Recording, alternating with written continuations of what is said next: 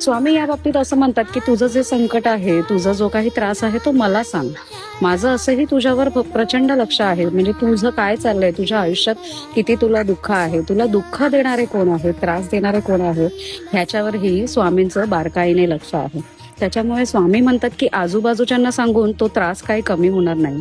तू एकदा फक्त मला तो त्रास सांगून बघ, माझ्याशी संवाद साध. मी इथेच बसलोय, मी सतत तुझ्या सोबत आहे. त्याच्यामुळे एकदा माझ्याशी फक्त बोलून बघ. मी स्वतः जरी तुझ्याशी बोललो नाही तरी कोणाला ना कोणाला नक्कीच पाठवेन तुझ्या मदतीला.